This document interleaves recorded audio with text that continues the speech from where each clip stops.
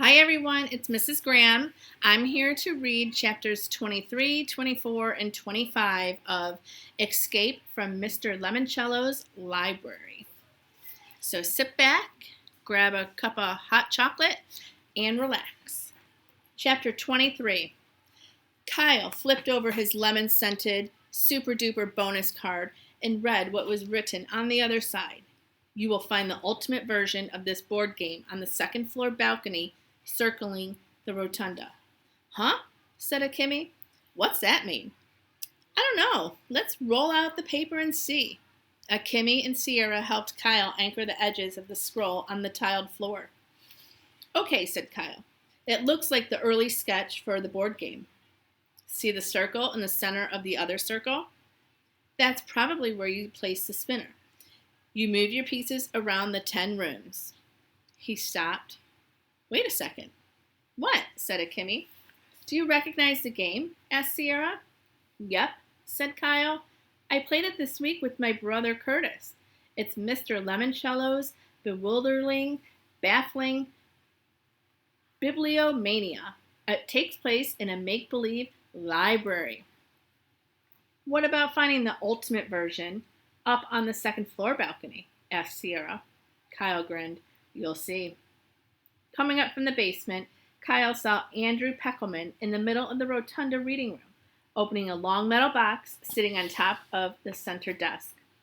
The holographic image of Mrs. Tobin was there, smiling patiently as Peckelman pulled some kind of magazine out of the box.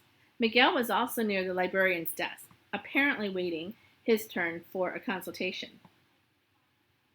That's the box we saw the robot pluck off the shelf, whispered Akemi. Kyle nodded. He motioned for the others to follow him and slipped around the circumference of the rotunda. Akemi and Sierra slunk after him. In the shadows on the far side of the room, they saw Haley Daly heading for the staircase they'd just come up, steps that would take her back to the basement. Kyle wondered if she'd found something else to crawl through. If so, he hoped it was bigger than a mailbox.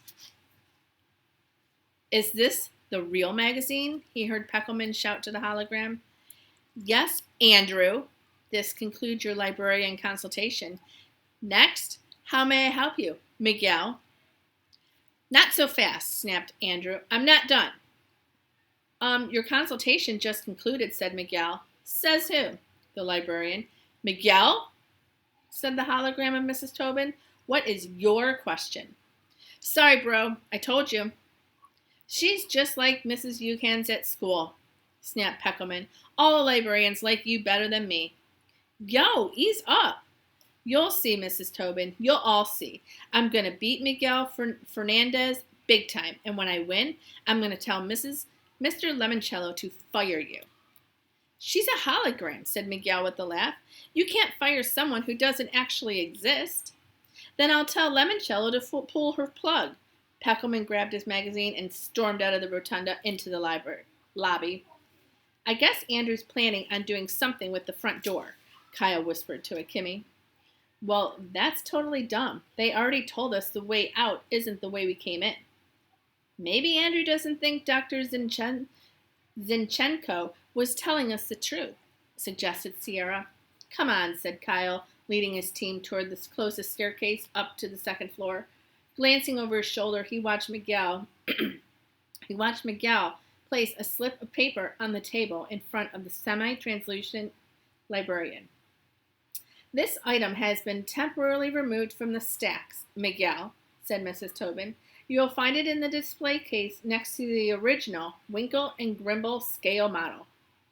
Let me give you that location. There was a grinding sound, like when movie tickets shoot up through the slot at a box office. Miguel snatched the small square of paper that popped up from the librarian's desk and spun it around. He froze the instant he saw Kyle, Akemi, and Sierra sneaking around the room behind him. Chapter 24. Hey, said Miguel, hiding the tiny square of paper behind his back. Yo. Yo, said Kyle. What's up? Nothing. Just, working the puzzle. Yeah, us too. Okay, later. Later. Both boys thumped their fist on their chests like baseball players do. Miguel turned and ran for a staircase winding up to the second floor. Come on, you guys, said Kyle as he took off running for a different set of steps. When Kyle, Akemi, and Sierra made it up to the balcony, they watched Miguel run up to the third floor. As soon as he disappeared into a room up there, Kyle unrolled the game sketch. Look at the drawing. Then look down at the floor, said Kyle. They're the same, said Sierra. Exactly. A circular room with a round desk at the center of that circle. Awesome, said Akemi. And there are 10 doors ringed around the balcony up here on the second floor, just like on the board game. Kyle tapped the rendering of the spinner in the right-hand corner of the game plans. See how the spinner is divided into 10 different colored sections numbered 0 to 9?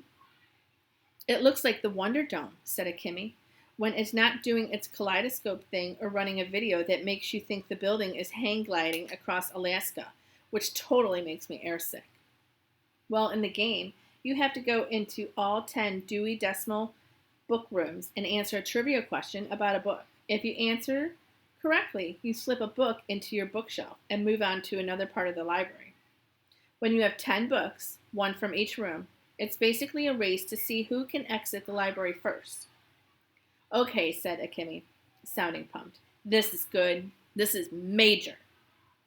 Except one thing's missing, said Kyle. What? Asked Sierra. Mr. Lemoncello always works a clever backdoor shortcut into his games. For instance, in Family Frenzy, you can either use the coal chute to slide into the millionaire's mansion at the end, said Akemi. Exactly. And in that castle game, Charles snuck out through the sewers. Anyway, when my brother Curtis beat me at Bibliomania. You lost? Akemi asked, surprised. It happens, occasionally, but only because Curtis used this shortcut. Kyle tapped a black square on the game diagram. It took him straight out to the street. He beat me by one spin of the spinner. I don't see any black squares on the floor of our rotunda, said Akemi. Maybe, said Sierra. For this new game, Mr. Lemoncello put the secret square someplace besides the main room. Kyle nodded. And maybe to win this new game, we need to play the old one. You're a genius, said Akemi. No, my brother Curtis is the genius. I just like to play games. So, do libraries even have board games? Sure, said Sierra. The library in my dad's town has them. Which department? Asked Akemi, pulling out her floor plan. Young adult. Akemi tapped her map. Third floor, stairs over there. Let's go, said Kyle. But before they could take off, they heard Mr. Lemoncello's voice echoing in the rotunda. Are you ready for your extreme challenge, Bridget? Kyle and his teammates peered over the ledge of the balcony. Bridget Wadge was alone in front of the librarian's desk, staring up at the ceiling. Yes, sir, she said. Are you sure? Mr. Lemoncello's voice boomed out of hidden speakers. You still have 22 hours to find the exit. I want to go for it now, sir. Get a jump on everyone else. Very well. Dr. Zinchenko, reset the statues. The 10 holographic statues in their recessed nooks flickered off, leaving black and empty spaces. This extreme challenge is based on the classic Game of Authors card game, said Mr. Lemoncello. Here are the authors in your deck. Magically, new holographic statues appeared as Mr. Lemoncello rattled off the author's name. Charles Dickens, Raymond Chandler, Edgar Allan Poe, Agatha Christie, Patricia Highsmith, Mario Puzo, Frederick Forsyth, John le Carré, Dashiell Hammett, and Fyodor Dostoevsky.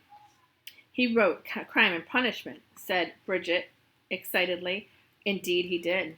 In fact, Bridget said, all those authors wrote crime novels.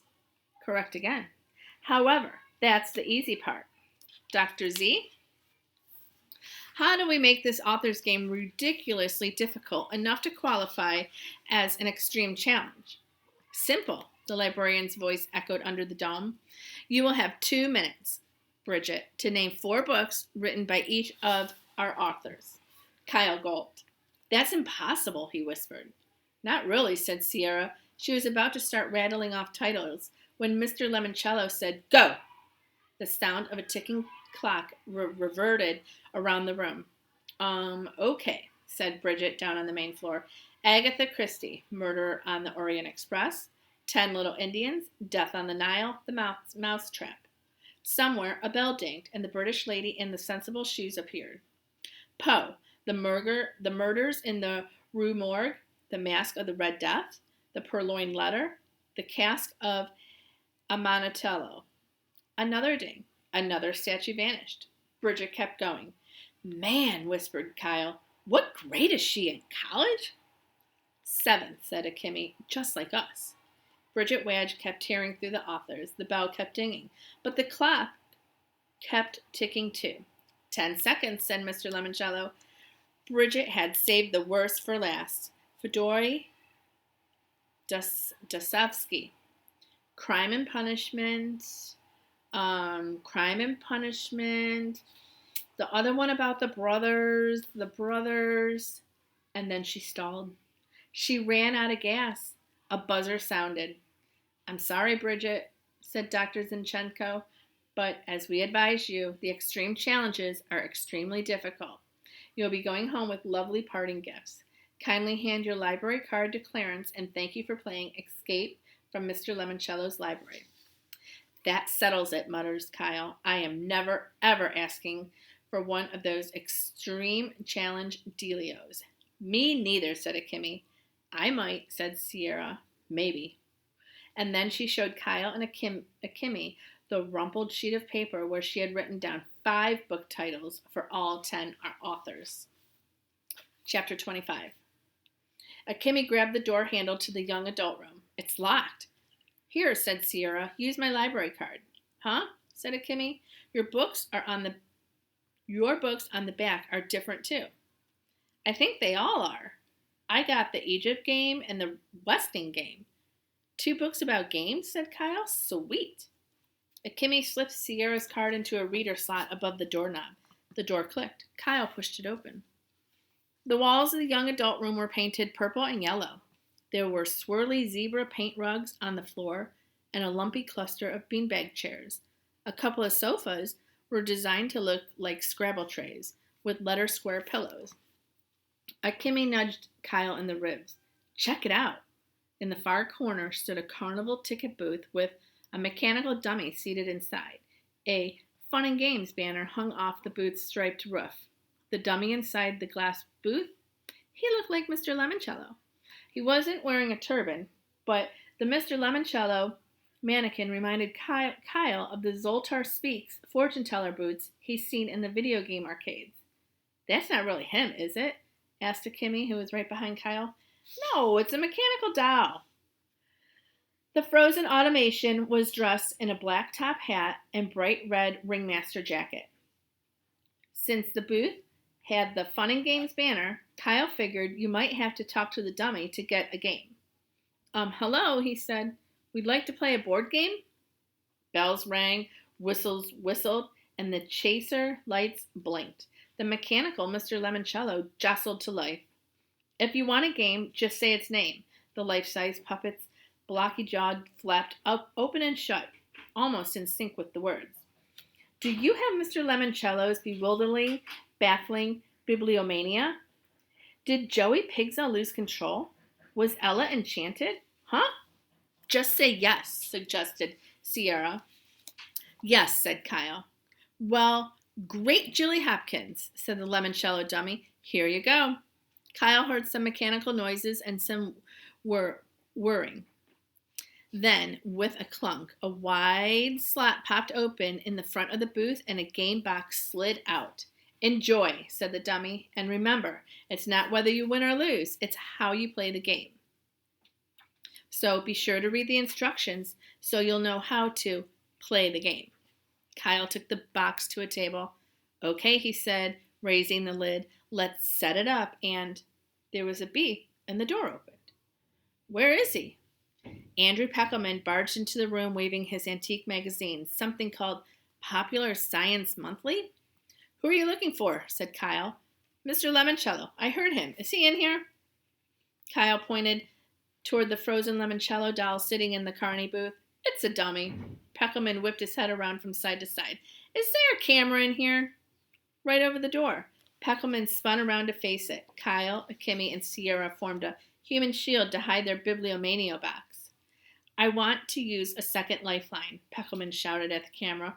I want to talk to an expert. Very well, said a calm voice Kyle immediately recognized as belonging to Dr. Zinchenko. With whom do you wish to speak? The guy who wrote this stupid magazine article about cracking open bank vaults in the 1930s. I'm afraid we cannot arrange for that for you, Andrew. Why not? The guy's a moron. He didn't tell me anything about how to open the front door, which is what my Google search said this magazine would do. We told you the way out isn't the way in. That was just a red herring, a trick to throw us off, of course. No, Andrew, it was not. What is the title of the article? Newest bank vaults defy the cracksman. Ah, well, that should have been a hint. Apparently, the reporter concluded that thieves could not break open the vault doors. When doing internet research, it is important to let me talk to the stupid idiot. I am sorry. That magazine was published in 1936. The reporter is dead. Well then, I want to talk to Mr. Lemoncello. Excuse me? I want to talk to Mr. Lemoncello. This is highly irregular, and so is this game. You people have rigged it so Miguel Fernandez will win. I know you do. That's why Mr. Lemoncello is afraid to talk to me. Kyle heard the carnival booth dummy clatter back to life. Hello, Andrew? How may I help you? This Lemoncello didn't sound pre-recorded. Apparently, the real deal was using the dummy to do his talking. Your library stinks, shouted Peckelman. Oh dear, have you boys been playing that castle sewer game again? No, but this stupid article should have given me the stupid answer, but the stupid writer didn't write what he should have. I see. And can you rephrase that in the form of a question? How many can I ask you? Just one, and then we're done. Okay, you're the expert on this stupid new library game. So where's your favorite contestant? Where's Miguel? Is that your final question? Yes. Assuming our video monitors are correct, Mr. Fernandez is on the other side of the third floor doing research in the arts and artifacts room. Thanks. Andrew bolted to the door. The Lemoncello puppet bucked and drooped into its off mode. Kyle sprang up from the table. Come on, he said to Akemi and Sierra. Akemi sighed. Now where are we going? To make sure Peckelman doesn't do something stupid that gets Miguel kicked out of the game. And why would we do that? Because Miguel's our friend. Akemi glanced to her floor plan. The art and artifacts room is on the other side of the circle. Sierra, stay here and guard the game box. Come on, Akemi. Kyle and Akemi looped around the third floor balcony to the other side. Kyle glanced at his watch. It was almost 3 p.m. They really needed to start focusing on the game and not all this other monkey stuff. As they neared the arts and artifacts room, there was a shout and the door flew open. Andrew Peckelman came running out. Behind him were a woman with the head and tail of a lioness and a pharaoh in a cobra headpiece. The pharaoh stopped. May onions grow in your earwax. And a series of hieroglyphs graphics danced across the air. Andrew Peckelman raced to the staircase, grabbed both handrails, and hurried down the second floor. The Egyptians vanished.